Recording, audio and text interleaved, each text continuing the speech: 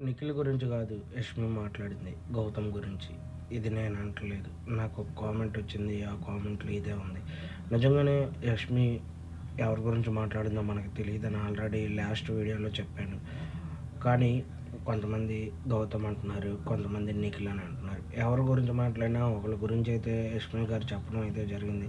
ఇది నిఖిల్ ఫ్యాన్స్‌కి నచ్చకపోవచ్చు. యష్మి గారి ఫ్యాన్స్‌కి నచ్చకపోవచ్చు. మాట్లాడిందైతే నేనైతే నిఖిల్ గురించి అని నా పర్సనల్ ఒపీనియన్ నాకైతే అనిపించింది. దీంట్లో నేను ఏది స్ట్రాంగ్‌గా బిలీవ్ చేయట్లేదు. ఏది గుడ్డిగా చెప్పట్లేదు. ఓన్లీ నా పర్సనల్ ఒపీనియన్ అంతే. మీరు కొంతమంది గౌతమ్‌ని కూడా ఇందులోకి లాగుతున్నారు. అయితే గౌతమ్‌ని కూడా అనుండొచ్చు. కానీ మనకి ఎవరి పేరు తీసుకుంటే అది వాళ్ళకి సూట్ అయిద్దది. ఆ విషయంలో అయితే. ప్రేరణ గారికి కూడా సూట్ అయిద్ది. ఎందుకంటే ప్రేరణ గారు లోపల ఎంత క్లోజ్‌గా ఉన్నారు. బయటకొచ్చాక ఇలా ఎవరు మాట్లాడట్ల. ప్రేరణ గారితో పాటు పృథ్వీ గారికి కూడా ఈ విషయం అంతా యాడ్ అవుతుంది. అంటే తనను కూడా మనం ఊహించుకోవచ్చు. ఒకవేళ పృథ్వీని అన్నారంటే అయిన పృథ్వీకి కూడా యాజ్ ఇట్ ఈజ్ సింక్ అవుతాయి. ఇలా వీళ్ళ నలుగురిలో ఎవరిని అన్నారో మీరే కామెంట్‌లో అయితే మెసేజ్ చేయండి. అయితే నెక్స్ట్ ఇంకొక వీడియో వచ్చేది. ఆ వీడియో కోసం వెయిట్ చేయండి. కొత్తగా ఎవరైనా చూస్తుంటే సబ్స్క్రైబ్ అయితే చేసుకోండి.